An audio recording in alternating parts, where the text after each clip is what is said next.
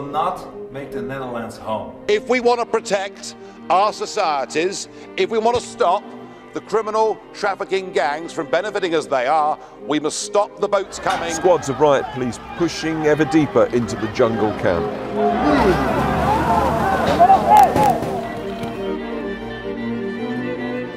If Europe thinks they have a problem with migration today caused by the Arab Spring and what's happened in the Middle East, wait 20 years and see what climate change drives people out of Africa, the Sahel especially, and we're talking now not just 1 or 2 million, 10 or 20, and they're not going to South Africa, they're going across the Mediterranean.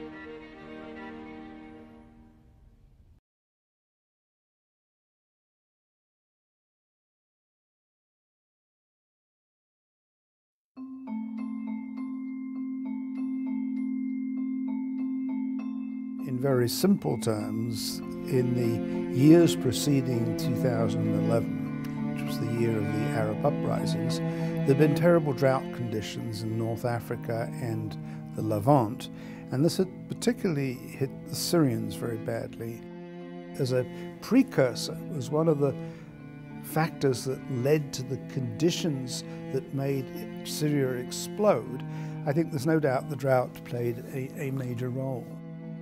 The consequences of the Syrian war, most notably the incredible outmigration of Syrians to neighboring countries and then ultimately to Europe, which has caused the worst crisis in Europe since World War II, all can be traced backwards to some extent to a drought that occurred in the Middle East between 2004 and 2011.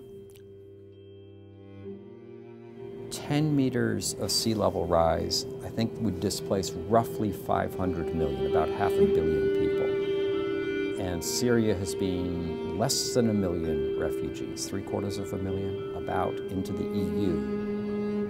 Less than 1 million have shaken the EU to its core.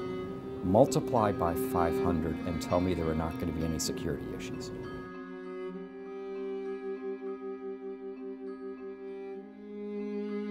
It is places where people are poor, where the climate is likely to be the most severe, where the changes will be the most severe, that we need to look. Southeast Asia is certainly part of that.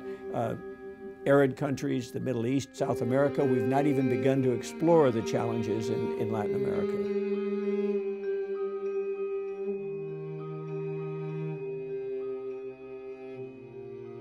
Some would equate it to the battleship that's got the momentum. And if you don't start to stop it now, that momentum's just going to keep it going for quite a while. Even if you start now to stop climate change, we have to start now.